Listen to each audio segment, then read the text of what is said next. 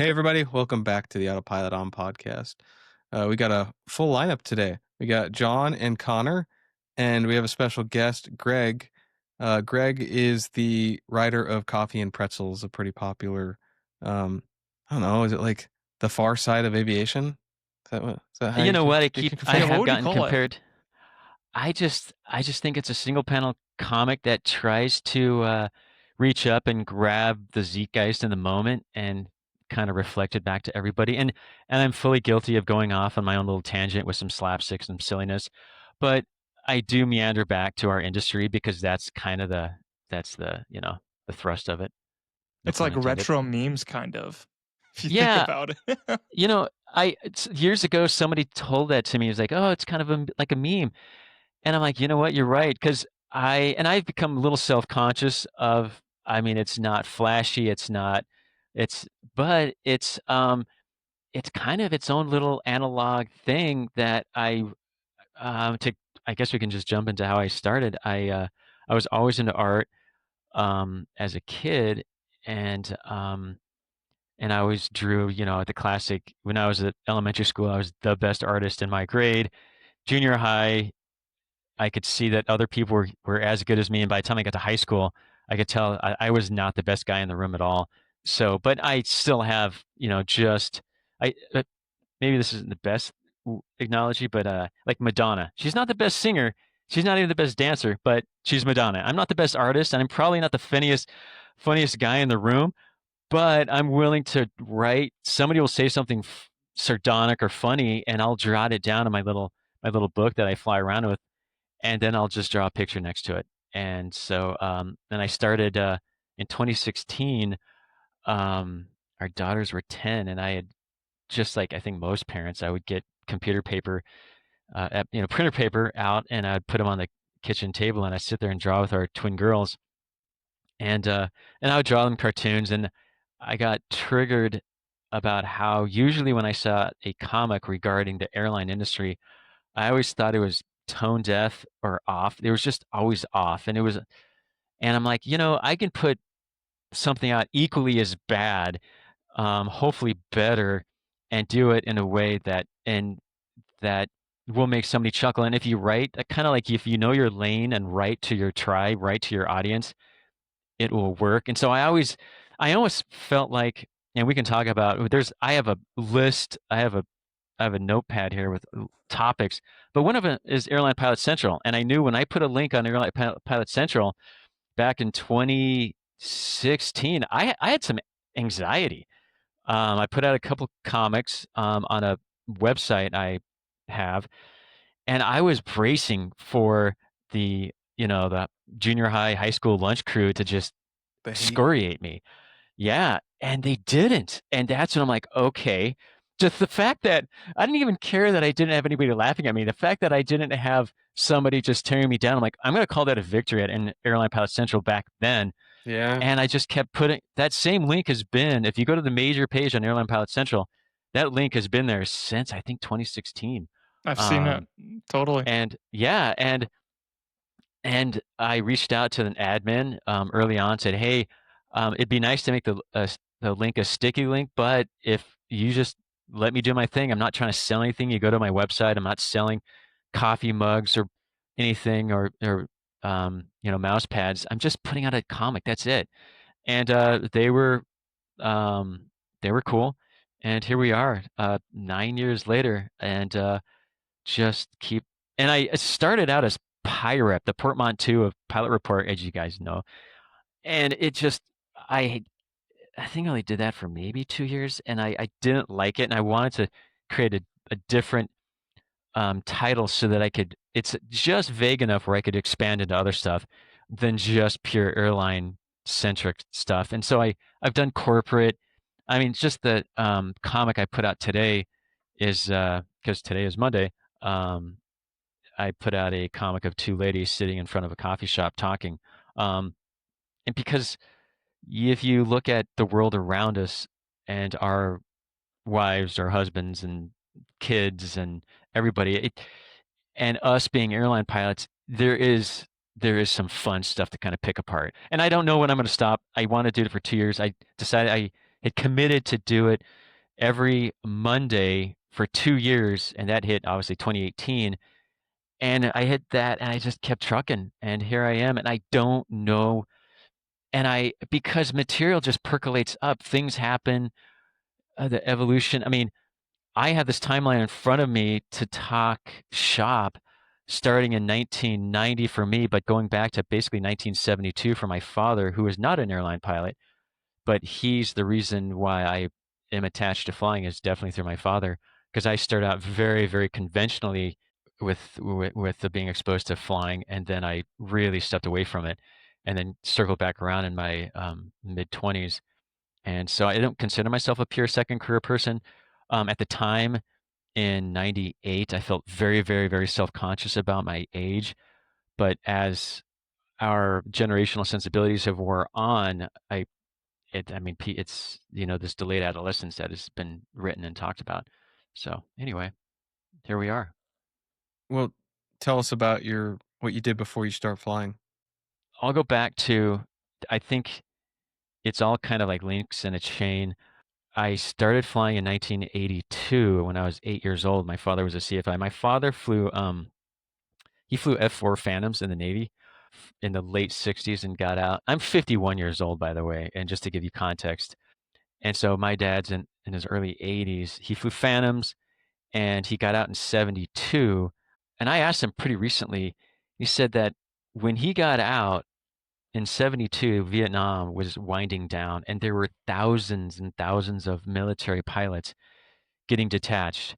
And so he's in the job market and he told me, he said, had about 1,000 hours of time by the time he finished all his, F9 training and Phantom flying and blah, blah, blah. He was not competitive at all. The job market was pretty darn bad. It was just a really unique time then in the industry. And a lot of the 70s into the 80s, you had OPEC in 73, led by Saudi Arabia, and you had a little mini recession around that time.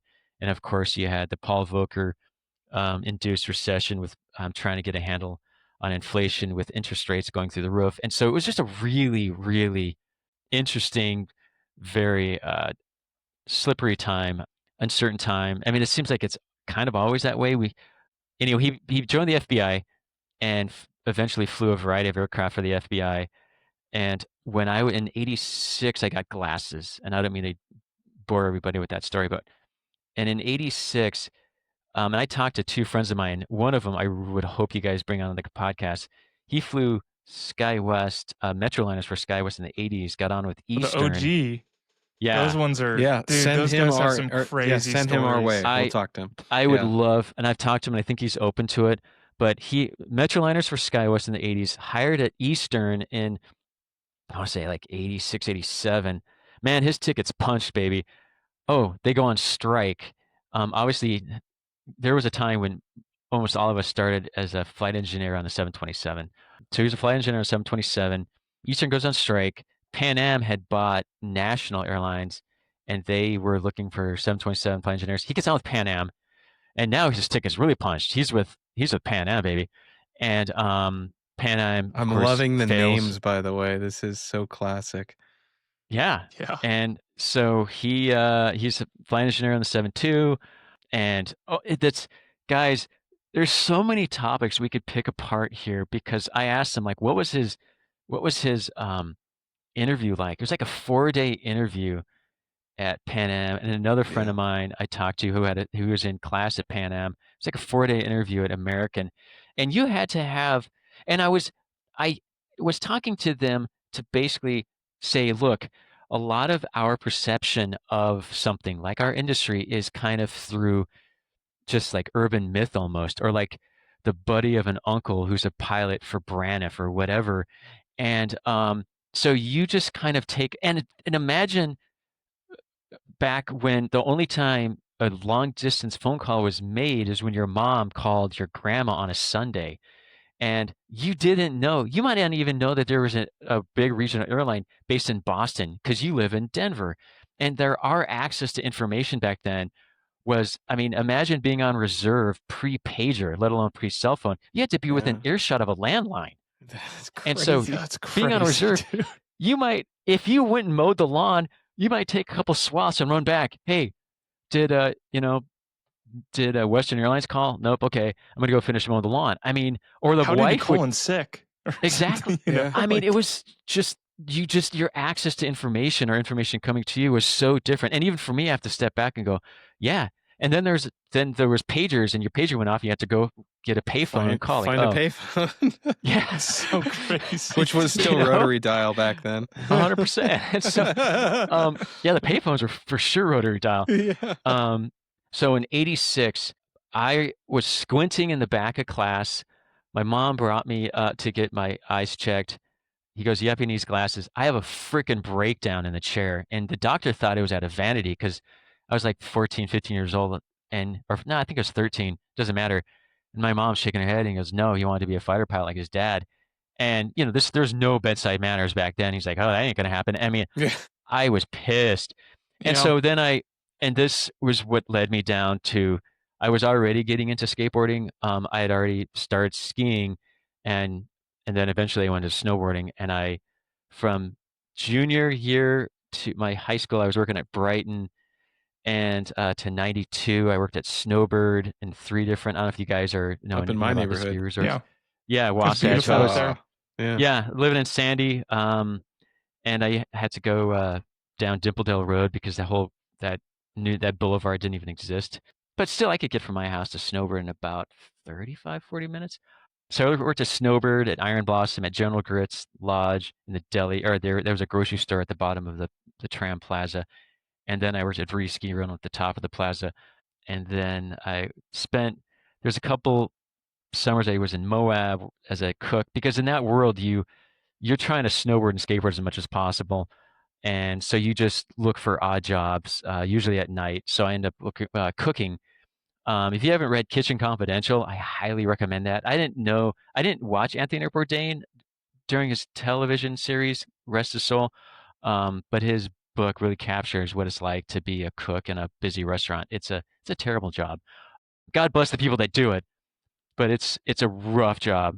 I hope I'm not boring you guys with this like No, keep saga going, here. This is man. great. And ended up getting into bartending, thankfully. I got Flow sponsorship, snowboarding. There's tiers of like, and to this day, a pro snowboarder or skateboarder or whatever, they can make good money, and then the tier down is amateur, and then you're just getting product, and then the tier below that is you're on Flow. And I got Flow. I competed in half pipe and in border cross, and I went on a photo shoot, and I mean, but I had that truly this realization sitting in the lift one afternoon with my buddy Scott. He was riding with Solomon. I'm with De facto Snowboards. We're riding with this gang. I think we were 22, 23 at the time, and we're riding with this gang of like 18, 19-year-old guys. And it snowed, and all the cat tracks are really crisp. And back then there weren't a lot of snowboard parks, so that's when you want to jump, you just jumped off cat track. That was what you did. You jumped off. You were always looking for cat tracks with a good open landing. And at the time, I was my 540s. I could get 540s every direction, regular and switch, frontside, backside. I was grabbing I had my little piece de resistance was this corked backside 540 where I'd roll over my shoulder and kind of cork my spin. And so at that time, I was a pretty good rider, but I had that moment of reality, and I'm looking at these guys, and I'm spinning fives and grabbing threes, and these guys are like going a little bit further, their carcass hucking a little bit better, and I'm like, if I had a glove company, let alone a board company or binding company, who would I sponsor right now on this lift? Me or this sharp kid a couple chairs behind me? And obviously the answer was painful, and I didn't snowboard the next season. I was so crushed. And Mm. yeah, that was but then through these years, basically from 92 to 98, I would still visit my dad. We'd go fly a little bit because he had a Cessna 150. So I had the slightest, distant view of flying, and I grew up with AOPA magazines and flying magazines on the coffee table, and it felt like coming home. And this is a huge part of the story, as my father said, there's a class action lawsuit brought against all the big major airlines that alleging or contending that using glasses or uncorrected 2020 vision as a filtering point was discrimination, and they won it. And so now, because you can get hired back at at an airline at United back in '78, and then 4 years later you get glasses, you're not getting fired. There were 747 captains and 707 captains with trifocals, Yeah. because there was a time in the '80s into the early '90s where you had to be younger than a certain, kind of like the way the FAA is. You had to be, I think you have to be like 30. I don't 32, know the name. 32nd birthday. Is it 30? Exactly. That used to exist in the airlines. You had to have so much flight time, X amount of flight time before this age, or the the more desirable airlines would not touch you. Yeah. And so, That's so crazy how Now, flight they used attendants had a to. weight restriction. 100%, I I had a mean, flight yeah. attendant who 100%. worked at Pan Am on my flight a couple days ago, and she's like, "Yeah, if I was 2 pounds overweight, and they stood there, 5 different judges or whatever said you need to lose 2 pounds in a week, or else you're going to be fired." And I Exactly. was just like, "Could you, in today's I society, think could you most that imagine I some of the think most of people the we Asian work with?" carriers still do that. Oh, I'm yeah. sure, Yeah. but I I'm mean, just saying the Yeah, we're the American only ones that carriers, don't. man, yeah. Yeah. um, that's So, crazy. And I yeah. think, So, yeah, but so you put that all together, and that's why I had just totally detached from chasing this, because there's no way I could fly military in the '80s and '90s. There's just, it ain't happening. And then, long story short, and he goes, "Go get your first class medical, see if you can pass that, and you're out to the races." So I did. I got my first class medical. I was going to the Salt Lake Community College by then. I was interning as a stockbroker. I hadn't passed any of my series tests yet, but it was, internships are so important because I got to sit in the office and put on my little shirt and tie, and I got to taste that life, and I could see my life in front of me and how it was just terrible. I just couldn't buy into it. I was doing it for the money, even though I wasn't making money yet. I was doing it, unabashedly for the money. And then I was already having some second thoughts, until the office manager said, "You at the sooner you come to grips with that, you're always going to be the whipping post, because if the stock goes down, obviously a client is going to be pissed because he lost money. But if the stock goes up, the client's going to be pissed because they hadn't bought enough stock. And so you're Mm. just always going to be the bad guy." Mm. And so, among your life, kind of quasi 9 to 5, if you're west of the Rockies, because of the time change, it's going to be a lot earlier than that. But I was really having an issue sitting in an office, and the repetitive nature of it. So I drove to North Salt Lake, next to the international airport there, and I pulled a CFI guy aside and asked him some questions, and I applied to Embry-Riddle because I needed to. I was in a pickle. I needed to fold my flying with my academics and have it paid for, because otherwise, I knew how behind the power curve I was. As naive as I was about the industry, and I didn't have any connection to the industry. I didn't have any connection to airlines, nothing. So I wanted to go to a school that would, and that's what happened. I went to Riddle.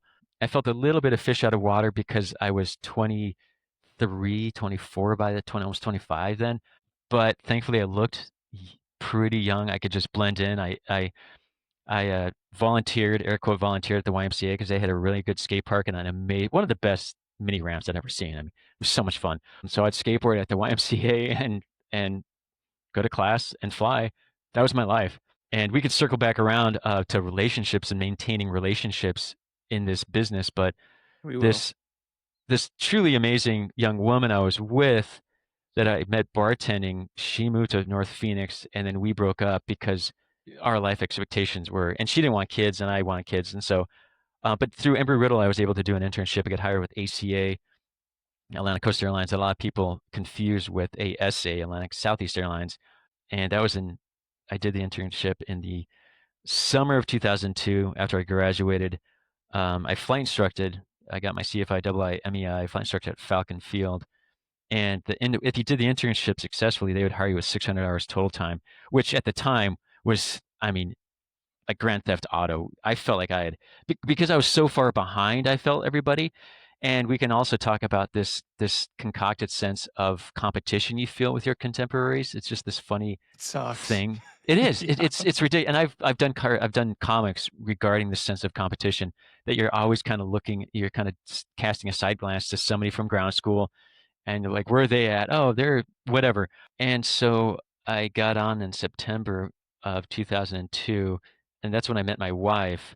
I'd been single by then for a couple years, like a year and a half, and I met my wife, and her secretary made demonstrably more money than I did. I think I made $16 an hour as a Jetstream J41FO, and then I flew the line almost for 1 year, always on reserve, got furloughed when they pivoted. United filed bankruptcy on December 9th, 2002. I have some notes in front of me. I did some due diligence before we sat down because I want to have access to information that I think adds a really interesting perspective to everything we're talking about. And so my furlough was kind of, it ended up being pretty easy with all due respect. Connor, you're the one that is furloughed, correct? Okay. I mean, my Yeah, heart goes yeah, out to you, that's my man. correct. So my heart goes out Hey, to you. yeah, I, it's I, it's never easy getting that notification, and I've been quiet because it's been raining, but yeah, it's a very sinking feeling whenever you open up your email or open up your mailbox and say, okay, I'm not going to have a job in 6 months because I don't know how your furlough was, but for mine, they gave me about 6 months to kind of get everything together before it went into effect. So how long did you have to prepare for your furlough? oh my gosh, that's going back 20 years. A couple months, I think, I don't even remember the legality around the warn letter, but we got a warn letter that I was possibly going to be furloughed. And then I got furloughed in December of 2003. And by then, my wife and I were living together. And I was as the years, as the weeks went on, turns of months, I was bumping against recency of experience to apply because I was applying to Colgan, I was applying to Great Lakes, everybody, Comair, everybody, and SkyWest and Mesa, and I was shotgunning my resume out, but I didn't have a lot of time because I got on with 600 hours and I was on reserve the whole time. But it was quality time. It was turbine time, and I was truly like weeks away from going back to flight instructing when Mesa called me for an interview, and so I went and interviewed, and of all my interviews, that was kind of the toughest interview. And later on, I talked to the guy who did the interview, and he goes, "Oh, we knew we were going to hire you, but we just wanted to put you through the ringer." And I just was so like, "What?" Hmm. I was so pissed You're like, because what the they were hell, man? oh, 100%. They were giving me like fuel dumping calculations and time to Jeez. descent I mean, it was hilarious looking back. Oh my gosh, I burst out laughing like, oh my gosh, Dave, you cannot believe you did that. It's like, oh yeah, you came in, you seem like a good guy with your background. We knew you could make it through training. And I'm like, oh my gosh. And everybody else is like, oh, the interview was great. I'm like, what are you talking about? I just had the Spanish Inquisition. Um, Nobody expects the Spanish Inquisition. no, no. That was kind of my toughest interview. And it was tough because I wanted it so badly because I felt like I was at the abyss because and in '03 was still not to belabor this point, but it was still dealing with the after effects of 9/11. I can get into the statistics of, I mean, oh my gosh, the amount of pilots that just got furloughed, thousands of pilots were on the street, and it became evident because half the guys that did my training at Mesa were all furloughed United Jet for Jobs guys. And the guy that did my check ride and the guy that did that did OE were all United guys at Mesa. And then I'll tell you, I can tell you, so I get on in 2004. So I was furloughed for 4 months. So as furloughs go, that was an easy furlough. So I don't want to like overstate the furlough. Yes, I was furloughed. It was early in my career and I was still in career building mode. I get on with Mesa in '04 and I upgraded in '06 and honestly, I got drawn in. That sounds like a humble brag, but I got drawn into the training department and I ended up teaching ground school on the de Havilland Dash 8. I got the Dash 8. I'm not going to defend Mesa corporate, and I know that Mesa CRJ guys got abused, but the Dash 8 was like this little country club, like a flying club. We had Phoenix, Grand Junction, and Denver as our bases, and the Junction base flew both United Express out of Denver and America West Express out of Phoenix. They're all day trips, and the Phoenix base, All America West, I had my Arizona iced tea, and I mean, it was a fun operation. The mechanics and the flight attendants and the gate agents, and obviously the pilots. We eventually created an inner phone list, and so if something happened, you just made phone calls amongst yourselves. Something significant would have to happen before it got to a chief pilot because we just handled it amongst ourselves. And there's something about being. We knew where we were at. We knew we were at Mesa, and I didn't know ACA was a upper tier regional, but I can sit here and say I know what it was like to be at a higher tier regional. You know, at the time, I think Comair was probably one of the more sought after. I'd probably say Comair, Horizon, and ACA. I'm actually not going to put SkyWest in there yet. Obviously, SkyWest has become SkyWest, but at the time in 2002, SkyWest was a 1,200 pilot airline, and I don't think they were the real sought after regional airline to spend the beginning of your career at. Again, and this goes into the sliding cast of what is considered a top tier airline. I mean, there was a time when, Pan Am, United, American, and now Delta, but there's been the rotating cast of who is like considered a sought after airline. And it's really funny when you look at that time because for me, American was for a long time sought after. But then I say that, and out of the other side of my mouth, American didn't hire, and you can look this up. I mean, there's some websites that will show this. American basically didn't hire from '01 to, I want to say 20. Oh my gosh, someone's going to correct me on this, like 2014. So for like definitely a decade, American didn't hire at Can you all. imagine being the plug for a decade? Yeah. So Holy and so jump forward to 2011. So I got hired at Northwest Airlines in '08. As you know, I've learned a good group of people. I was told I was number 5 in the pool, and Delta and Northwest both filed bankruptcy on the exact same day, September 14th, 2005.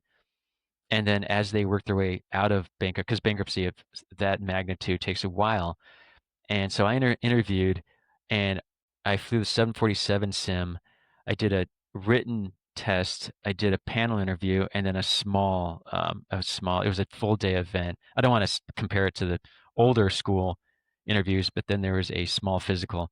I studied my ass off for that interview, and I mean, I was so excited to be there, and had never done any interview prep, but I just kind of had this hunch that if I let them know how excited I was to be there and just let my studying do the work, and the interview went super, super well. I got hired. I got a May 5th, 2008 class date, mowing the lawn like a month or so before my class date. A lady calls me, interview canceled.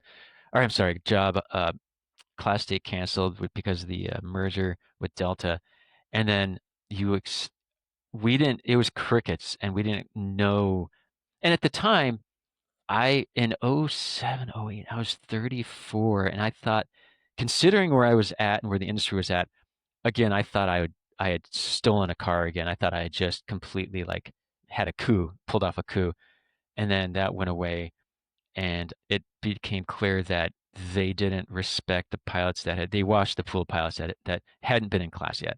But you wait. So I sat there for 9, 10 waiting, and then you hear Delta's running classes, and then my understanding is they did bring some Northwest job offer guys in, and that's a whole other discussion. So by 2011, I'm going to run down some stats, and I think I'm going to just machine gun some stats. In 2011, Delta still had 243 pilots bypassing recall. The most junior captain in 2011 was a 1999 DC-9 Detroit, 12-year captain. Wow. First year FO pay was $56 an hour. Topped out captain in 2011 was $205 an hour. That's a 7.6. They had higher pay scales, but they didn't have any of that on property. American Airlines had 1,842 pilots on furlough in 2011. Most junior captain was a 1992 hire. That's when I graduated high school. An MD-80 LaGuardia captain at 19 years. And let's just set context here. 19 years. This person's the plug. He's on reserve, probably been on reserve since the late 90s, and the plug. That's crazy, dude. And yeah, he's one number away from being a senior FO. United had 1,437 pilots on furlough. Junior captain was a 1995 hire. A320 captain in San Francisco. 16-year captain. Again, on reserve, the plug of the captains. US Airways had 58 pilots on the west side. This is after the merger with America West. And they were hiring to the East Ops. 737 FO, $25 an hour first year pay. Topped out A320 73 captain was $125 an hour. That's after 12 years, $125 an hour. CPI calculator is $234 in today's money. A wide body is $160 an hour. That's an A330 captain was $160 an hour. Again, context here. Continental, they didn't have anybody on furlough. Junior captain was a 2,000 hire. 737 Newark, 11 years. Alaska had 43 pilots on furlough. 1997 was the hire date of the junior captain. 14-year upgrade there. Southwest hiring off and on. Junior captain was a 2001 hire. Oakland, 10 years. Frontier, they were hiring off and on. They had gone through that really interesting period. I don't know if you remember, Southwest almost bought Frontier. I just And explained it to him Yeah. when you were off. Yeah, Go John was ahead, just though. telling us Explain it. about that. Explain it again. yeah, so Southwest and Frontier started to go into negotiations, and the union, if I remember my lore, and I wince getting into the weeds with this stuff because I know there's going to be a pile like, that's not the way it happened. Da, da, da, da, da. I mean, but it's gonna be a I'm serious pretty guy. sure. Don't worry. I know. The Southwest Union, who a little bit of Southwest lore, there was an airline called Lamar Musair. Lamar Muse was a upper echelon MD-80 operator. Southwest bought Musair. They went into negotiation. It didn't go well, so the Southwest pilot said, okay, this is how we're going to integrate the list. The HR is over there. You can apply for your job there. Have a nice day. And so they didn't even Nuts. staple them like Morris. You had to apply for your job. So How is Morris, that even at least they allowed? stapled them. I know. And so it was getting contentious, and so Southwest backed off Frontier. And then, as you know, concurrently Midwest was starting to go through some Midwest Airlines out of Milwaukee was going through some pretty precarious times. And then Republic swooped in, and I am so short-circuiting this full story, but they bought Midwest and Frontier and operated them, basically disintegrated Midwest, went away with everything. The certificate expired, and then Frontier got spun off to private equity, and then Republic went on their way. And there is such deeper story there. I would love it if you were to have somebody who experienced that, because it really brings up pilot group culture, and you get into corporate strategy and private equity. It just brings up some really fascinating topics. I am out of my depth talking about that. I just remember it happening. And then AirTran was not hiring. They had an 04 hire. Their 7-year. Spirit was kind of hiring, but they had a 7-year captain. JetBlue was a 5-year captain on the 320, 4-year on the 190. UPS had 108 furloughed. And FedEx was hiring in a 2005 Hong Kong. It was a 6-year captain. So that was the landscape. That Hong Kong based, correct. That was the most junior. UPS. John, this is the captain. first guy that's giving you a run for your stat money, dude. Dude, I love it. I think stats are what make the world go round. Oh, hell yeah. I mean, yeah. I'm learning a lot of history that I honestly did not know. Well, I mean, I look at people bitch and moan about being on reserve, coming in reserve for 6 months to a year. I mean, these are guys on reserve for 2 decades. Yes. The captain I used to fly with, great insane. guy. He left US Airways and got super early on with my airline. He was 20 plus years. He was at the Air Force, flew KC-135s, got on with US Airways. He upgraded for like a year on the 737, then got downgraded. 20 plus years deep, topped out at $98 an hour. And then, so if you look at the pay scales when they first started, they were not good, but you have to take in context.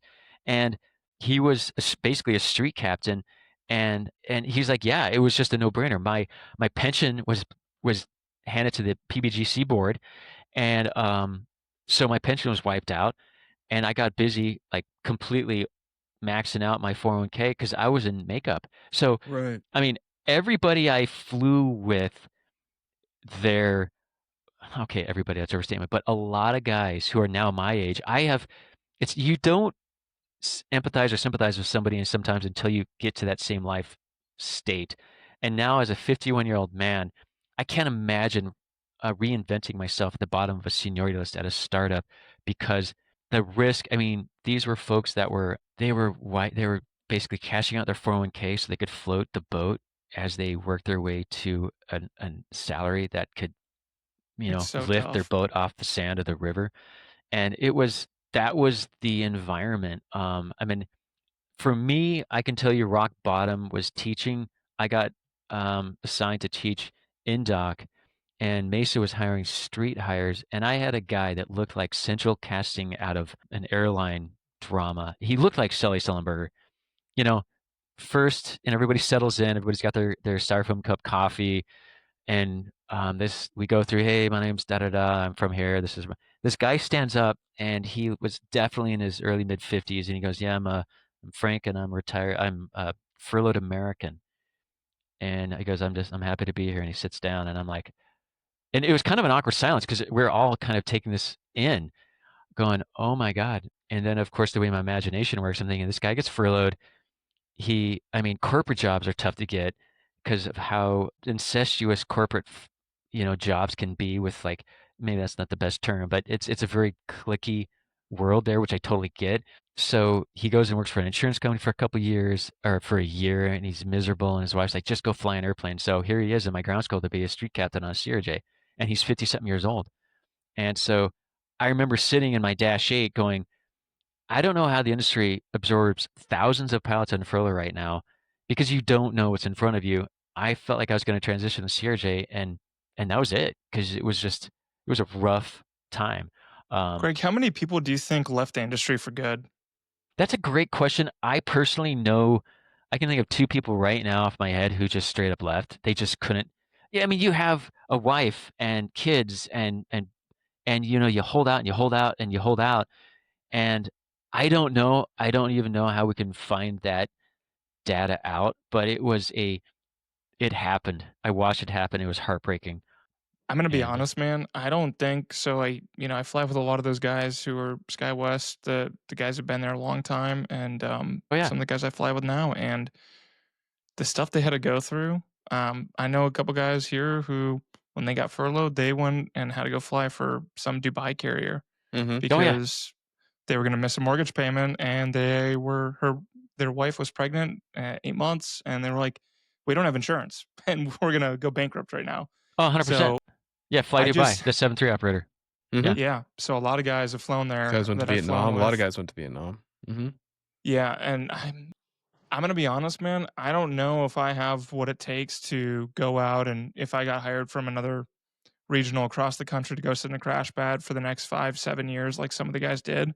I don't love it that much. I love aviation, but now that I have a kid and I'm providing for my family, um, I don't know. I look at some of the stories that I see, and I'm like, I don't know. Well, and I it don't becomes, understand how you made it work. and sometimes I, I don't like the measurement of whether a person loves it enough. There comes a point of rationality. How do you Yeah, walk in your it's not front door? rational. How do you walk in the garage door, hear the garage door, you know, slide down behind you, and your wife's sitting there, and the bills are stacking up, and and you look at her and say, how do you keep doing that? It becomes you start to look insane almost. And during that time, it was really, really dark. And I'm not trying to get into like comparing what's the darkest time. There were some dark times throughout the aviation, our airline industry lineage, and we've just kind of gone through this amazing time from I don't even know where you draw the line, 2014, 2015, 2016, I'm not sure. And Yeah, it's been a about that glorious time. period. Yeah, about that time. But then I can respect, like when I got hired at Mesa in '04, 10 years prior was 94. That was only 3 years after Eastern tanked. And do the life math. You're in your late 20s at Eastern. You get furloughed, or the airline goes out of business. You're not even furloughed. You're just laid off. You finally get into an airline, and you're living in base, and you're like, and then there's this age window sweet spot where we could we could quibble like, okay, maybe it's 28 to 34 is 35 is like that sweet spot where you should have a couple thousand hours of PIC turbine. You should have, maybe you volunteered in the safety department, whatever. And I'm sorry, Scott, what did I trigger, man?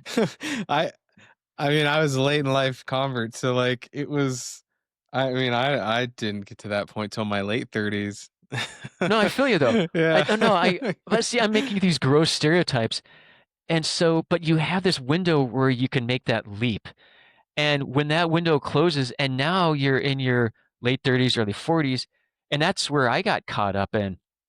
And I'm like, okay, now I'm hired here at 37. The years tick by, and now in my early 40s is when this wave hits again. And by then, I'm going, okay, my kids are this age. Do I want to spend the next 10 years trying to That's where I'm at. Yeah, and I had a sought after legacy airline call me for an interview, and I was going to be commuting East Coast, and I was Yeah. already a line holder on the West Coast. And I called up my friends who are at that airline, and they're like, "Okay, you can expect," and they painted this picture for me. I'm like, "Just be honest with me." And they're like, "Yeah, da, da," and they painted it, and I'm like, I can't do that to my family." And so I didn't even go to the interview. And later on, I heard a buddy of mine who was there. I just didn't even go to the interview. Mm-hmm. I've heard. And I know several the people axiom: that. you turn down a job offer, not an interview. But I couldn't go because, like, I'm not going to go and snowball them. Yeah. Right. I'm kind of honestly, Greg, I think I've told this to Scott and Connor before. Like, even me being younger, I think it's not really the age that matters. It's necessarily where you are in your life. True. So for Valid. me, I have a 1.5-year-old, and we're continuing to grow our family, hopefully. And I look at that, and I look at the first year of my kid's life. I was commuting across the country to reserve. I made that sacrifice because I Brother. knew we were young and I needed to do that. God bless you. Yeah. Yeah.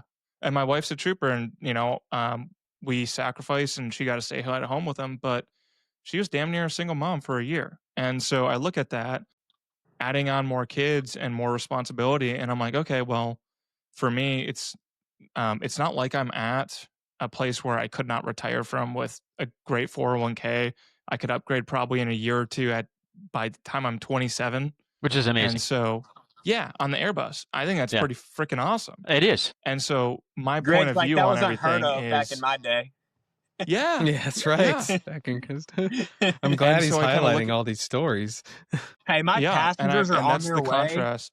I just got to text my passengers; they're on their way. I got to go fire up the APU, guys. I hate All right, to- I hate man. to Thanks out for of here, stepping but in. yeah, It's all no, good, bro. I'll watch Connor, the Reality. I hope our paths cross. Exactly. I'll watch the rest on the other side, but I got to get busy. We'll see you guys. Hey, All stay right, in touch, Connor, my All right, guy. take it easy, Take bro. it easy. Take care.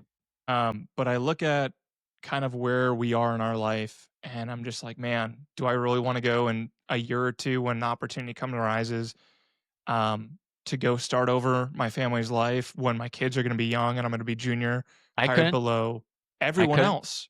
Because now that, like for Delta, for example, it's an amazing airline. I just, it's something to look at where do I really want to be behind every single one they're slowly past their retirement age or their retirement peak, I know Everybody two that's kind people. of my perspective. I mean, I'm Yeah, 40. I'm sorry. Yeah. No, yeah, I'm 40, and I'd looked at going to Delta. If I got hired, everybody younger than me is senior to me. Yep.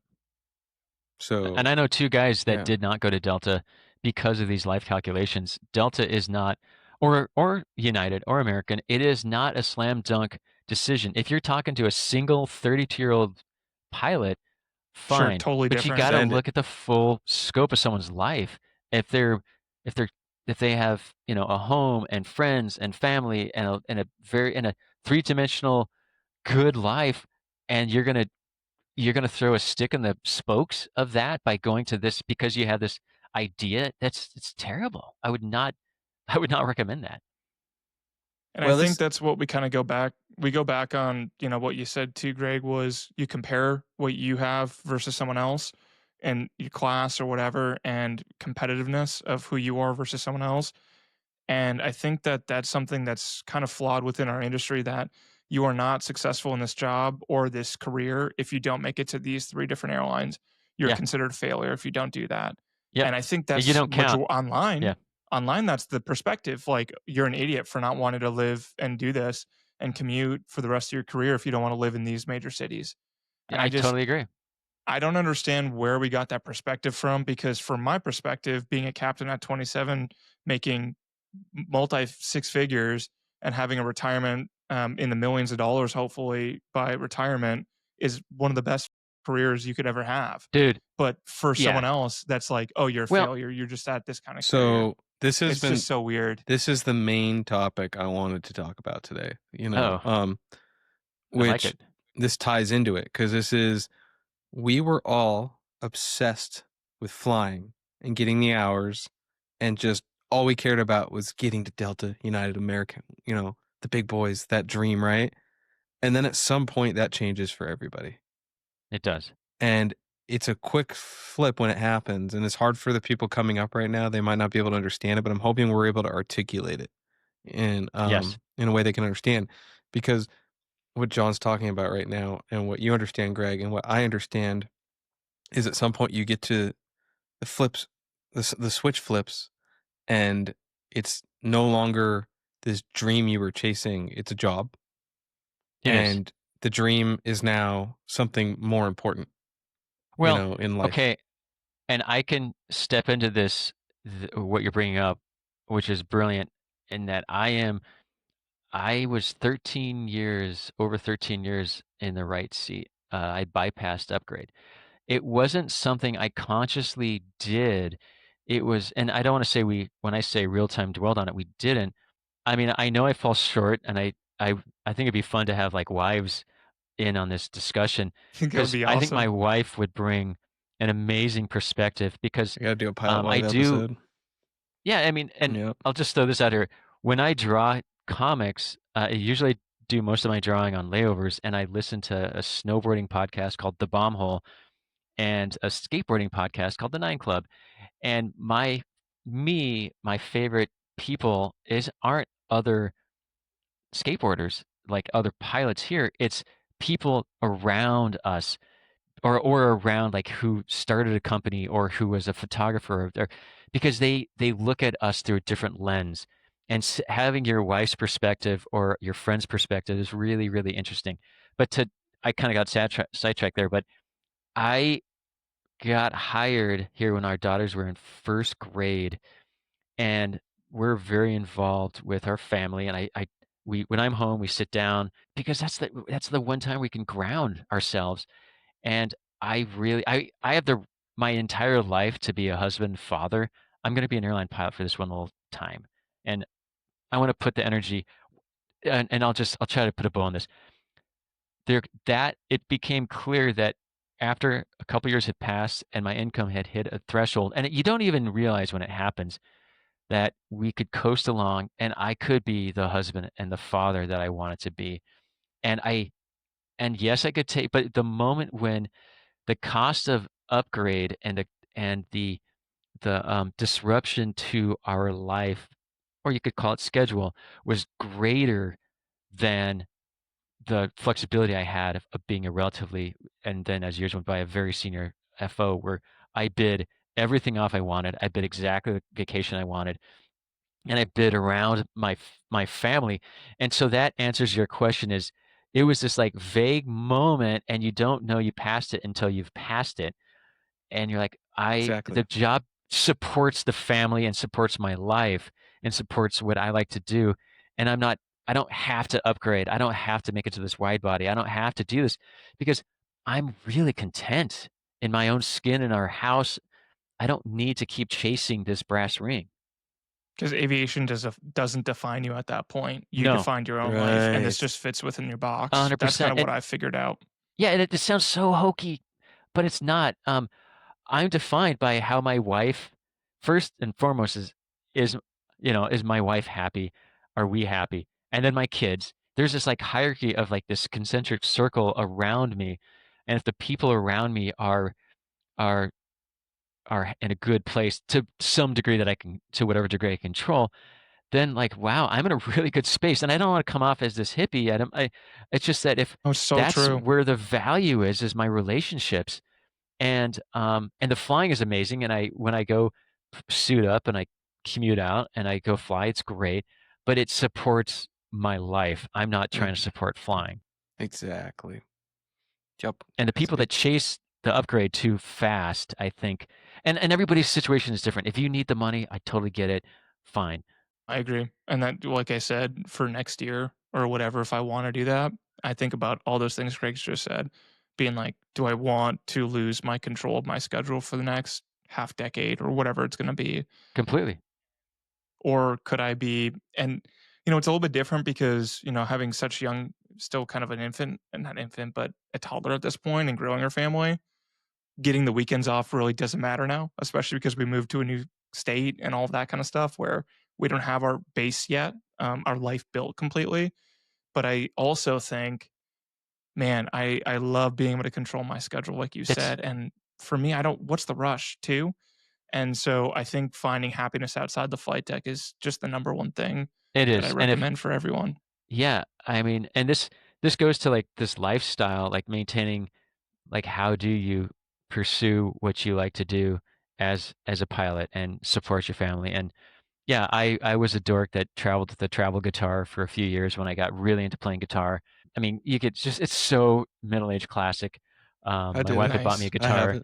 Uh, yeah, my wife bought me a guitar when the girls were born. And I dabbled on it, and then something clicked in me in my 40s, and I really got into it. And I couldn't take a 4-day break, especially when you're learning a skill.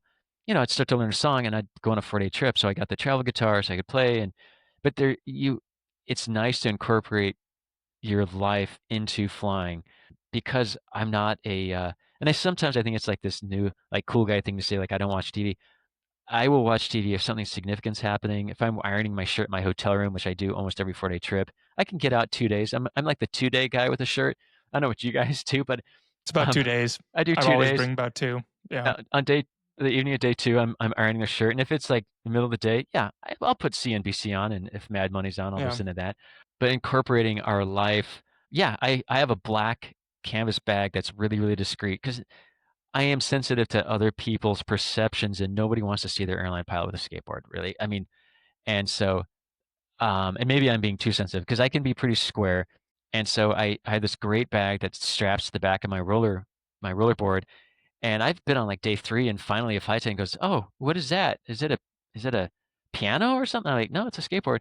And because if I have a layover, like I would have these Maui layovers, and the skate park down this hill from our hotel is so much fun. It is a ball. So I would skate for a couple of Dude, that is hours. so cool, dude. So yeah. Yeah. So Yeah, but you got to incorporate. I had a guy. We had a San Francisco overnight, and he shows up and he walks up with this. I knew he was a climber, but he walks up with this giant bag, and it's like towering over him. And I was like, "Is that a That's climbing funny. pad?" And he goes, "No, no, it's a kiteboard." So he brought My a gosh. kiteboard with him for our San Francisco Dude, that's overnight, and he so woke cool up and went too. kiteboarding in the bay That's before we amazing. had to report. So That's I don't worry about your skateboard. That's what I'm saying. this is small potatoes. My favorite skateboard flying story was, for whatever reason, years ago, our sit and because I used to fly to Telluride a lot out of Phoenix, and it used to be like a 45-minute turn. And then one of the last seasons I flew up there, it was like a solid 2.5 hour sit in Telluride. It was a nice FBO. Anyway, I hatched a plan to go visit this barn because when I used to live in Moab, they used to have this barn. I mean, the tax base in Telluride is they probably have a couple nickels there, and they had this vert ramp, and then they had this mini ramp. And I don't skate vert that much, but that's the one time I pad up, and I used to be able to drop in and chink the trucks and rock to fakie and just just get a little bit of some just enjoy the vert ramp. And long story short, I was flying with this FO. I told him it was my plan, and she laughed. And I cracked the whip at the gate. Like, I want to leave 20 minutes early. When we're in range, I called the Unicom frequency, and they said, "Oh, the courtesy car is out in at the shop." but just go to the Hertz, they'll hook you up. I go, okay. We park the airplane. I burst out of the airplane, hustle across the ramp, and I go to the Hertz. She goes, oh, you're so and so from. I'm like, yeah. She goes, okay, follow me. She disappears in the parking lot, comes around with the black Escalade, Nice. and she opens the back. And I'm not moved by luxury cars that much, but I'm also not immune to just like the moment. And so I Yeah. threw my stuff in the back of this Escalade, and I didn't sign anything. I mean, obviously, I don't know how much what a Dash 8 is worth, like $8 million. I don't know what it was, but there's an airplane that I have a lot of responsibility for. That was basically my credibility to take this Escalade out. So I hop in the Escalade, I bust through town, I call up a buddy of mine to let him know that I was in the Escalade and Telluride, and he wasn't. And I pull up, and and I and the funny moment was it was late winter, early spring, but there's still snow everywhere, and I had to traverse this ice skating rink, and it this lady with her kids were ice skating, and here I come in my my long coat, holding my board and pilot shoes, and I shuffle across this ice skating rink and up and over the snow berm into this barn area, and I skated for like maybe a half an hour, knowing the last thing I wanted to do is call the chief pilot and go, I'm in urgent care up in Telluride. Broke your Yeah, I was eye. skating and I rolled an ankle. So, but I kept it super mellow, just pumped some turns, you know, chinked the truck. That's it. It was fun. Pulled it off. I So got to start doing more cool stuff on overnights, man. I did get in the middle of the downtown city. It's kind of hard to find those things. We don't go to too many exotic places anymore, but yeah. Telluride or Hawaii would be pretty awesome, or San And Francisco even. and that feeds into having America West people and pilots in my jump seat, because we had a lot of America West guys commuting to Junction and Durango, and they would sit there and inevitably they go, once we get to cruise, they go, guys, this is going to be the best flying you'll ever do. Mhm. And we just like thought they were being polite, but no, I mean, yeah, the pay was terrible, but the flying and in many ways the quality of life was great because of living in base, and it was uh it was a good time. But no, you're right though. I'm a walker on my layovers. I uh I throw in my earbuds and I have comfort. I mean, I sound like such an old man. I go for a long walk and listen to either podcasts or music and just walk and just take in people watch and whatnot. I'm just happy to It is not be the oldest interesting. guy on the podcast right now. Yeah. They keep calling me a That's boomer. funny. Yeah. Yeah, it's funny how boomer went from I've just in the last year sensed that, because my daughter would call me a boomer once in a while, because I sense that now it's just become, a label, just anybody that's a little bit old and is showing not the most adept skill at something. Oh, hey, boomer. It's just, yeah, totally. That's so Like me true. trying to sign on. I'm like, oh my God, I'm such a boomer right now. How old are your kids now? 19. 19. Wow. At Yeah. any And I don't point have did any, they think you were cool for being like a semi-pro skater or snowboarder? um, you know, I I can still hold my own. I just assembled a bunch of clips on my phone. I'm gonna put together clips of my daughters and my wife. If there's any marital advice, I mean, I was already falling in love with my wife before we went skiing, but because she is an amazing human being and brilliant and fun and adventurous, and just I'm a very lucky person. However, all that said, when I saw her ski, she grew up skiing in the French Alps, and she has a European style skiing where her skis are always really tight, and she's just very proper. And be brutally honest, I'm a skateboarder and a snowboard, so I'm kind of a dirtbag on a snowboard. Yeah. And so I've got the baggy pants and like the shirt, and I'm hitting the side hits on the cat track. And so we have a like opposite.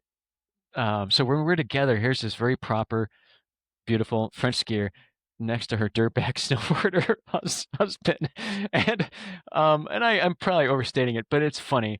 And now we have our kids. The one snowboards, the other one skis. And but yeah, I like to go hit the parks. I'll still spin a little bit if it jumps just right. I'll still throw a backside 540 if I'm feeling pretty frisky. My go-to trick is a front three. I really like that trick, Nice. where you spin over your shoulder. But I think but I'm the dorky dad that still skates and snowboards, and I missed the You're memo. keeping young, man. That's You know what? awesome. It's you joke, but there's some truth to it. You have to stay physical. I don't care if it's whatever sport, just stay physical because the ability to detach from your life for an hour and all that matters is getting a point scored on your buddy because you're playing tennis or climbing a wall because you're rock climbing or mountain biking, whatever it is, something that you and then you step back into your life because you just, you hang up whatever you're doing. It is so important, and I recognize that if I haven't skateboarded, because obviously I skateboard more than snowboard. I mean, we do snowboard around here and ski. There's a lot of great parks around here. If I haven't skateboarded in a while, like a couple weeks, as I usually skate once or twice a week, and when I skate and I come back and I'm like, oh my gosh, you just feel so refreshed. And it's just that mental coming back into your life with that mental clarity that if you're just always in the thick of it and you're Yep. always dealing with, you're going from this stress to that stress to that stress to that stress. But the point I don't want to ignore and just to kind of belabor the issue with marriage and kids and life balance is I ended up not upgrading until our daughters graduated high school. And I know that's not easy for everybody because if you have kids that are staggered, you've got like an 8-year-old, a Mm. 6-year-old, a 4-year-old. I mean, I totally respect that, but that's what we ended up doing, and we didn't plan that out until a number of years ago. We were making plans for summer and winters, and it was this moment of like, well, I guess I'm not going to be upgrading soon because we can't do these plans and for me not to be able to control my schedule almost on a granular level. Because, I mean, especially with PBS, you can pick almost exactly when you get off, especially when you're a senior. And so I had put off upgrading that long. And that's not for everybody, but all these unintended consequences of putting off upgrading that long, you just season so much and you fly with so many great people and so many different, and because this is where I'm going to get a little on a soapbox. I think a good pilot becomes a mosaic, a collage, whatever you want to call it, of all the pilots you fly with. Like, I like that. I like how that person did that and that, and you end up stealing all these little techniques and just how they set the tone, and hopefully bake that into your own flying. And you reject some of the bad stuff, the Right. things that don't work, and you hopefully become the best pilot of all the pilots you ever flew with. If that's but I mean, that's kind of the goal is to just keep progressing in the airplane, you know? Totally. Hey, I have a question for you. So, bringing it back to your kids being done with high school now versus when you had that legacy job offer or interview scheduled. One thing I like to think about is, okay, what do you think your daughters or your wife would have said, being like, hey, do you think I should go to this airline? And here's everything that probably is going to happen. And I think about it like that because in our mind, again, we've been conditioned to think that this is the best thing ever and I need to do this because, if you're not at that point or you didn't realize that you're happy outside of the flight deck, that's what you think of success is. And I Okay. wonder, yeah, go ahead. Well, no, I didn't mean to cut you off.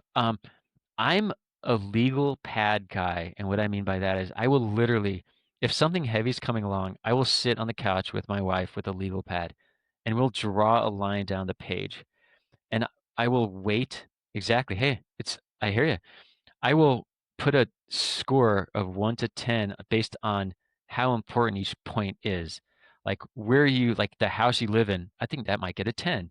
And so I score it and we literally run the pros and cons. And if there's something that we just can't I love hash that, out, dude. we I tell can't that to hash out. everyone too. But Yeah. and to see it visually, it's one thing to have a conversation, but to put it down, because then you can sit there and brainstorm and like, well, what about this? Oh, that's a good point. I'm going to add that and da da da. And you can just add all these obscure points that might be missed in a conversation, and because you could keep getting triggered by other points, and you write them all down on a legal pad, and then write the pros and cons. Because my wife, her background is in accounting. She can run an Excel spreadsheet. I can run an Excel spreadsheet pretty well. And when I looked at that legacy years ago that I didn't go to the interview, it was like, okay, and it was kind of that. I honestly, it was such a no-brainer not to go that we didn't do the legal pad on that decision because, Yeah. which to my wife's credit, she said, look, if you need this for you, if your career is not going to be complete, and you know where I'm going with this, if your career is not going to be complete unless you fly for big dog legacy airline, I will support you. and I won't even That's bat what an my eye. wife said too. But Exactly the same thing. but if And she doesn't you care. yeah, but if you're not if you're if you're not feeling it, if you have reservations, then that's something we need to look at. But I will support you, and that's so we just talked through it. But I relayed the discussion. I didn't even have to relay the discussion because we'd been to enough barbecues with because a friend of mine, just an amazing man, amazing human being, he was furloughed twice. There was this generation of I'm gonna call out this one different airline, United, hired in the late 90s, furloughed after 9/11, recalled in '04-ish, '03, '04 maybe, depending on seniority, and then furloughed in the Great Recession. They got furloughed twice. Yep. And the first furlough, the guy was at Mesa, happy-go-lucky, kept a stiff upper lip and a good sarcastic sense of humor. The second furlough just took the wind out of his sails. And this is a good person, but the second furlough just ripped him up. And I did he my training. Oh, go ahead. no, and he's back to being the amazing human being he is, but that second furlough was heartbreaking to watch him go through. Oh gosh. Yeah.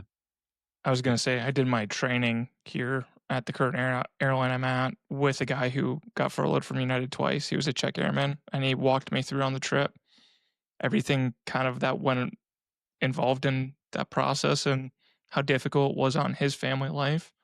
You know, going back and forth with this 3 different times. You know, and I feel very blessed to be in the position I am right now. But it's really good to hear these things because you'd never know what's going to happen No. in this industry. No, And I think that, yeah. one of my so my first comic, and I try not to use airline names, but my first comic is a 737 holding short of a taxiway, and the caption is "Easy Air," which is this concocted airline I came up with. Easy Air, hold short of Bravo, follow Southwest to runway 24, caution await turbulence, because Southwest is taxiing so fast they're creating Yes, like right. turbulence. V1 rotate. God bless Southwest Airlines. I have friends there. Great airline, safe airline, amazing airline. But this is just not that long ago. I was taxiing. I landed in Sacramento, and I thought I was taxiing pretty fast, and because it would, we all want to go to our layover, and Southwest blew past me on the taxiway because there's those two parallel taxiways, and I just with that phone, I just started laughing like, oh my God. Good Lord. And then, so I anyway, saw that. Yeah. keep going. I'm sorry. Go. What were you going to say, John? No, I was gonna say that I saw them in Atlanta a couple weeks ago, and the standard taxi. There's a kind of a, I don't know. There's a taxiway that it's the standard taxi, and I swear to God, they were going like 25 knots in this turn, like an S turn. They had to make You a see the right wings left. tip as they made the turn. Yeah.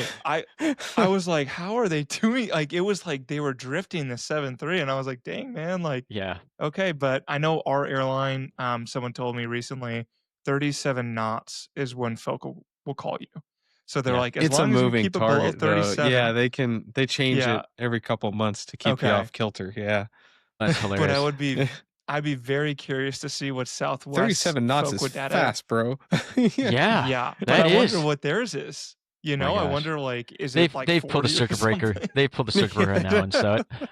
So are you kidding me? That's And then the That's next cartoon, hilarious. to your point, John, you're making is the next cartoon are 3 penguins on an iceberg, and it says, "It's like we're airline pilots. We pick an ice float that looks good, and it may end up bumping into an island with palm trees and coconuts, or it might flip with killer whales in the water."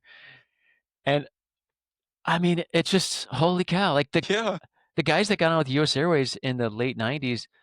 I mean, that was actually a go-to airline for a while, and it became a cautionary tale. And so yeah, it was. It's It was like when I was it's coming rough. up, Surf Air was the place to be My gosh. until Yeah. you see, oh my gosh, until they sold their fleet. When Surf Air ran the Yeah. fleet, man, that was the place to be to build your time. Okay, I have to. I'm glad you brought it up. How did they resolve the SIC logging time issue that came up? That How did was they resolve boutique. that?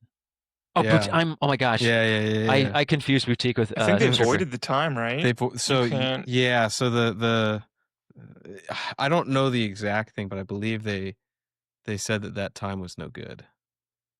If someone knows My in the comments, gosh. leave it below. We'd Yeah. love to hear. I honestly That's have no idea. amazing. Oh, that is Yep. talk about a sucker punch. Right? That, You Jeez. know. oh my Uh, gosh. Yeah, I mean, these are all. It's. I'm glad we're highlighting a lot of this stuff because, for this new younger generation of pilots, like this little bump, realistically, it's just a little bump that we're going through right now. Is the first Correct. adversity they've faced in their Yes. career. Here's my advice to young pilots or somebody who's considering the career is, and it goes back to very hokey, cheesy, kind of like those life truths become hokey and cheesy because they're kind of repeated. But I think my advice to a young person looking, or old, for whatever, is only do it if you love it. Because you're going to start the career and imagine you can't see my hand, but my hand's like way above my head. And don't get me wrong, I really enjoy flying. I started out like loving it, breathing it, like, oh my gosh, I was in the thick of it.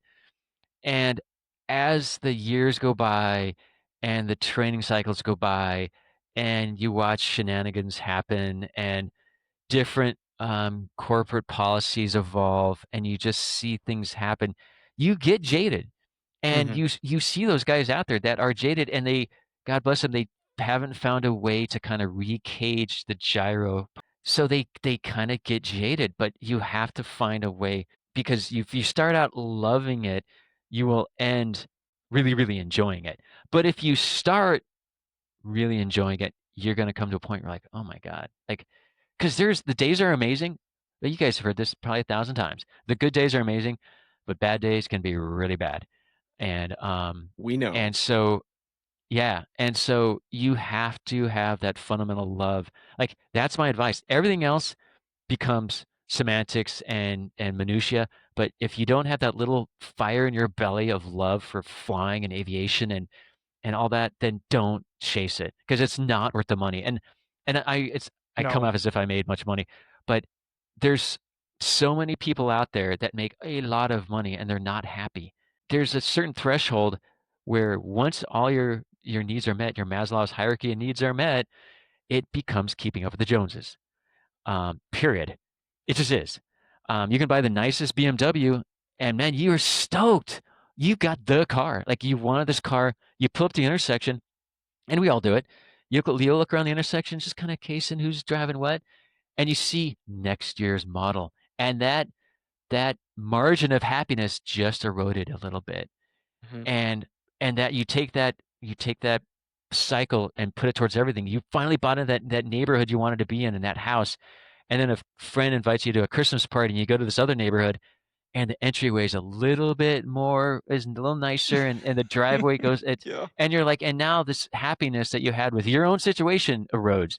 I mean, this is a complex way to say it's keeping up with the Joneses, Hmm. but if you just somehow like stop that, and I'm not a hippie, I'm guilty of it too, but if you somehow stop that and just be, you know, I think Sheryl Crow had a good song, like just love what you have. I can't even remember the lyric, but basically there is something to just stopping that and enjoying what you have because you're not going to end up in the back of an assisted living with tapioca pudding dribbled down your front with a trophy because you did XYZ. No, no, you're going to be forgotten in 2 generations. How's that for macabre? There you For go. yeah. dark. But yeah, It's reality. I it's true. think what I'm learning too is a lot of life that is the most meaningful thing in life is not the completion of something, of some dream. It's the journey when you look back at it. And I know that's Completely, such a cheesy thing to say, but completely. I used to, think that this career was so amazing, beautiful, and like, oh my gosh, once I get to this point, my life is gonna be But that perfect. trap. My life Yeah, starts when I become an instructor. My life's going to start yeah, when I get to that regional, when I upgrade, when I yeah, da da da da da. No, your life is now. Like yeah, your exactly. life is right here, right now. It is. And yeah, we can And all yeah, fall into that trap that my life will not start until I'm a wide body captain you know, at Eastern Airlines, and then my life is Hmm. going to yeah. start. Yeah, But really, it's the best memories I look at, and the most satisfying things I look back is the journey of, you know, eating ramen as an instructor during COVID or whatever, and just kind of going throughout the process. And I look at those times and I look how simple my life really was. And I think it's funny too how as you get older, the complexity of life ever changes. And I go back and I'm like, man, my life was so easy. All I had to do was just go teach a couple kids, steep turns or something like that, and go home and hang out with my buddies. And now I have all these different things going on, and I don't know. I just think everything's about the journey. So for It really people, is. whether they're training or for me in this new, I'm getting really into physical fitness and these goals and accomplishments. I'm really trying to understand that this is the whole point of why I like to set these goals is the process of doing that. Not because I know I'm going to get there at some point at the end of the year where I wanted to be what my goal was. Okay, but what happens is my life going to start magically when I'm X weight or when I have X physique? No, it doesn't matter. Like it's the goal process for me, which is really important. And going through that hard work and determination, I think, really is what defines you, not the actual end goal of what it is. I had all these notes, and not that we need to. I know we're kind of coming to the end, but um, if you ever want me to come back down the road, because I can definitely put you guys in contact with another guy I used to fly with. He's since retired. Awesome character. He is a character. He flew corporate out of Van Nuys, and oh my gosh, I have pleaded with him to write a book because he has. If you were to just start shooting you guys stories of the shenanigans um, I'm sure they're of crazy. and it was, in the 90s flying Learjets.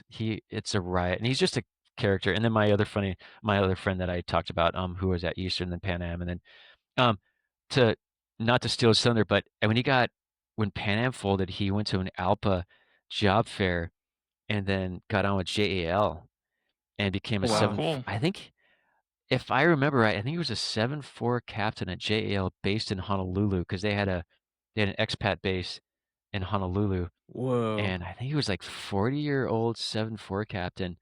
And then the Great Recession happened, and he around that time later on, fuel went through the roof, and because the way the contract was written, they fired all the expats, just gone out the back Yeah. door. Yeah. And then he came to the airline I'm at, and just an amazing guy. Just he's I've flown with him a number of times, trained with him, just a character, adore him. And I've got like oh my gosh, here's a topic. Dating, meeting somebody, because I've quietly watched, like, let's just call a spade a spade. We make a fair amount of money. We just do, right? And it doesn't, especially now with the new pay scales as a regional and whatnot. And it's that age old, after a certain income, how do you know the person who you're meeting is with you for the right reasons? Mm. And if you have a certain income, you might be telegraphing that status, and you might be drawing people into your life that have expectations in that versus meeting somebody when you're still a starving flight instructor or whatnot. Which I did. A- Yeah, and so like when I met Patricia, she knew nothing about flying at all. And she when I from point when I told her how much I made, I mean I think the look on her face was just shock and horror.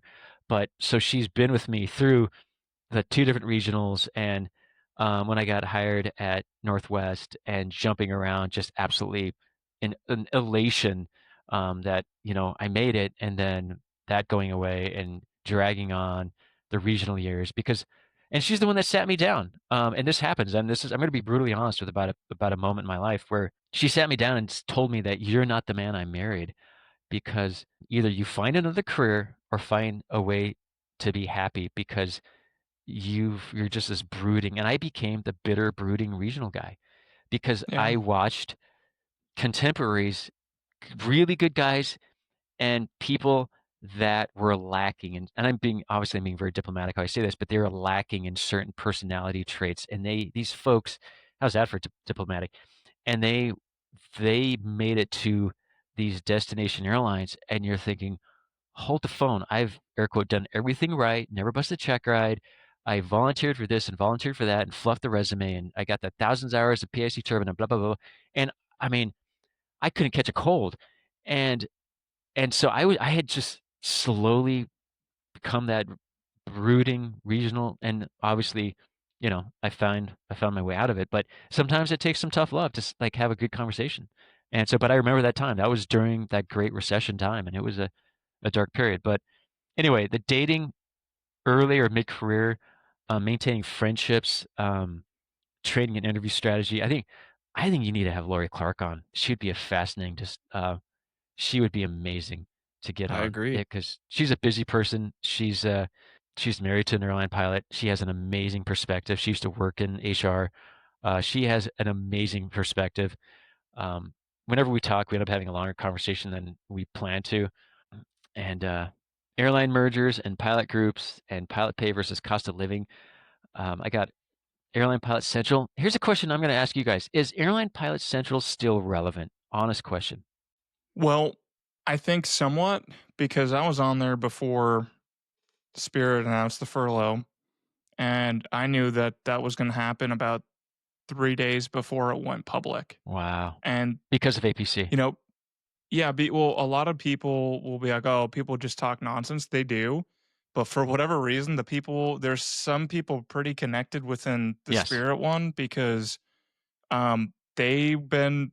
broadcasted it every single time. They furloughed 3 times so far.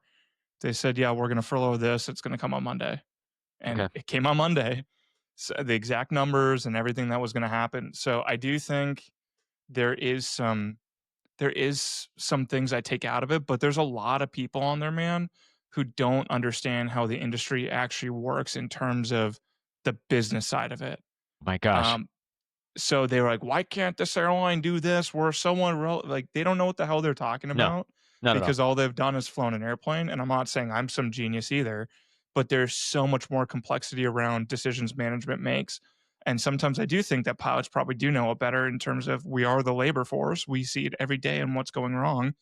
But I also think there's a lot of different things so outside of our scope of what we understand Well, and decisions that are being made and I'm going to use, that people bitch about. So oh, I totally agree. And I'm going to use ski resorts as a segue into this in that most ski resorts do not make their money off of selling lift tickets and putting butts on yeah. lifts. It's Right. it's the restaurants and the liquor sales and the hotels and all that is where they make the money. And as you probably know, my understanding is most airlines don't make their money off of lift off of, Seats, off of A fair fur. seats. RASM, Thank you. And it's the credit credit cards. cards and it's the credit. They're flying banks. They just are. And I'm just parroting what I've heard in other discussions of people more expert about this than I am. And when you look at why airlines make the decision, they are looking at numbers we do not have access to. And I'm not saying airline management Totally. has it always figured out all the time. They make Right. mistakes, Sure. but it's fascinating. It's a lot more complex than our kind of, I'm not going to call it a straw view because I think we have a unique view of operation day to day. That we get frustrated when we're dismissed because we see things happening or not happening and we can see relatively easy fixes that seem to defy being done. But yeah. I gotta Um, talk to. I'm really into network planning in terms of why airlines decide to go from point A to point B and how they strategize on new routes and all that. So I emailed. He is the North American network planner for Delta on LinkedIn, and I said, "Hey, nice. I'm super interested. I would love to just chat with you for 30 minutes. Hit me up." And we talked a week later, and We did. he brought up Cool. a lot of interesting things on Yeah, that's amazing. what you have to understand too is like he was talking about a couple of routes they opened up from Austin to San Francisco. And he's like, when we go into planning that, you have to think about all these different factors and how it affects the rest of the operation. And then also, what is your competition doing? You don't know. So a week later or a week before they announced it, Southwest opened that route, United opened that route. So, there other people are seeing the same kind of info that you are. It's not like you have this secret amount of information that these other carriers don't. So it opened my mind up. And then so a carrier like us, right? Everyone on the line talks about we need to have consistency on daily flights 3 times a day from these flights. And the reason why they don't do that is very easy is because, and this is again, I'm not trying to rant, but if you go listen to Scott Kirby or whatever, and usually I don't, some of the stuff he says is really out there, right? I think everyone knows that. But what he says, and I think what pilots don't understand is the carrier that we are, we go into basically, I can't remember the right word. Basically, they only have they will release a certain amount of seats to all the other airlines. They decide what their schedule is going to be, and then we go pick up the scraps from everyone else and where we can go make the most money. So what's going to happen in the next couple months and the year, what's happening now in the fall is they're not giving up as many of those seats as before. So we have less opportunity to go make money. And why are we going to go why are we going to go fly planes half empty? And so there's a lot of those factors that people don't understand about profitability. We just because you want that consistent service for somebody to get on an airplane 3 times a day, well, would you rather have consistent service or have a job? And that's what I kind of explain to people, being like, Exactly. so there's a lot of things, and that's something that frustrates me, obviously. But the business will evolve, and right now there's a really interesting thing that's happening within the legacies and the low cost carriers and kind of the hybrids in between. And I think that after the pandemic, the low cost carriers are really flat footed and they didn't evolve their business model and they didn't know how to, because it's basically no longer existent anymore. The way they made money before at 20% profits Well, is when their gone with the market, basic economy. yeah, when their market demographic is now not shopping at Walmart and on a good day Target, and now they're going to Dollar General. And I'm not casting aspersions. I'm just being really, really honest. If their demographic is more financially pinched with stuff happening in an unexpected way, they're not Hmm. buying airline tickets Right. Yeah, now. And and that's another and huge factor. and if you have, and I am far from an expert. I'm just basing this on what I mean. I can be a news hound like a lot of people. But then when you have another part of a demographic, of a higher income demographic, and I was listening to this really fascinating discussion today of how premium service is getting, sure, you have first class, but they're expanding. And I almost view it like the neighborhood in a mid-sized town. Yeah, you have the luxury neighborhood over here, but they're building just tiered down luxury homes because people of a certain income that are maintaining it, they might not be in first class, but they want to be in premium, and they're creating more premium. So they're pushing coach Hmm. further Comfort back in the Plus. airplane Yeah. and creating more valuable seats where they can sell them for a higher cost without doing too much, making too many changes, but still get a premium dollar for something. And it's fascinating, this evolution that's happening on full service carriers. One thing I think is really interesting to think about and has been said a couple times on earnings calls is the boomer generation is about to be in retirement at full force. The boomers own 60% of all wealth in America, that generation alone. So they have the most money out of anyone else in the country. They are about to go below their entire retirement on these luxury vacations. So, and I think that's something that people need to consider too is even if there is a recession, they don't give a they're basically they're already out. They're done. Yeah. So they're going to go live it up and that premium is going to be there, and I think that's one of the biggest reasons why you see this rise in premium continue even though the economy is a little shaky, is because the top 1% grew significantly over COVID and the transfer of wealth was significant. Well, my favorite And is, so, yeah, well, no, my favorite is of this demographic. A lot of them have, I'm making stereotypes here, but more of them have not only a very healthy 7-figure pension, I'm sorry, 401k, but they have a pension and Social Security. Yep. So I'm just going to clarify that one more time. and a Seven multi-million figure, dollar house that they yeah, refused to sell. yeah, they bought their house for $80,000. It's worth, 2.8 million now. They got a 7-figure 401k pension and Social Security. Yeah, you look at life differently when you just do. You have you money and a lot of it. Yeah. They do. They do have that. So, Hmm. and I hope to have half of that and I'll be, happy. So isn't that, I mean, I hate to be so defeatist saying that. Well, shoot, guys, Yeah, that's good a good talk. place to wrap it up. Yeah, on that Yeah, happy don't get me note. started about boomers. I'll go off on it, Oh, man. yeah. So we'll end there for the next time. Yeah, Oh, yeah, The awkward audience can wait silence. for my rant There you later on go. about It's like, where are boomers. they gonna go with 2.0 this? for the boomer rant. Like, are they gonna, this might be good. So the pops and popcorn, because they're getting in some No, juicy stuff. no, Yeah, that's for next time. no, I Yeah, mean, we'll have you on the again one, and we'll what do that. well, I think what the three of us could, if you were to ask me where, and you didn't, but I'm just gonna throw out, I don't know where the industry is going. Nobody does. There's a lot of uncertainty politically, economically. However, I don't think it's going to be as bad as it was during the mid-aughts. but and I think it's gonna mellow out. I think that the heyday is gonna be over, but I think there's gonna be people committed to their career are gonna have opportunities. That's all. Just leave it like that. It's going to be If more you're committed to the realistic career, again. Yeah. yes, I think you're gonna find sharks for maybe an extra 6 to 9 months, another year possibly. You Yeah. might be with a regional an extra year or two. The classic second career people that are getting into it in their 30s, 40s, maybe 50s that could have made that leap. I think those people are going to be shaken out. Um, the people that made it, because the guy that made X amount in this industry, and he's 42, and like, oh, my buddy I play softball with is making. I'm going to do that. Those people I don't think are going to be coming in because you can't make Barrier that to entry turnaround. will be higher again. Totally. The Yeah. barrier to entry is higher. Yeah, that's Yes. exactly. It, But it I got it think got real low, and now it's going to go back to where it probably should be.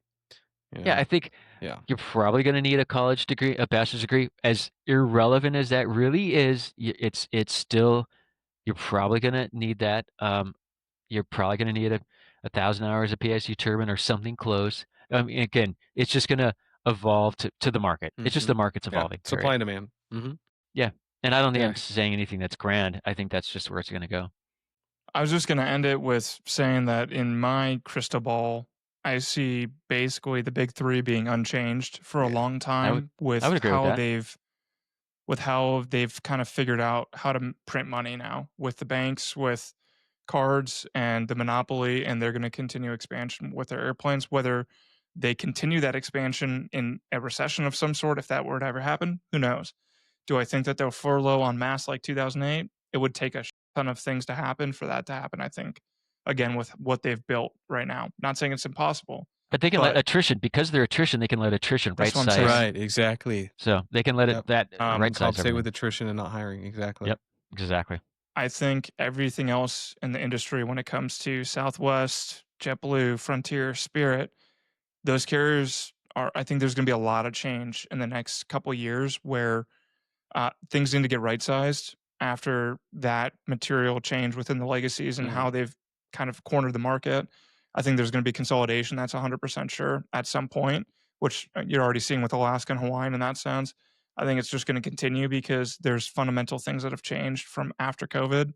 So that's personally just my opinion, where either there's going to be people that lose the game and they're done, or they go together and right size their capacity and their opportunity to make money. Because when you just look at those three, JetBlue, Frontier, and Spirit, they have no idea what they're going to do, and neither three are in the best position in that sense. So Yeah. they need to figure out what's going on, and they need to completely change their model because the model that they were operating is no longer capable of making money long term. That's my opinion. So I could be I think it's completely up there. off, but yeah.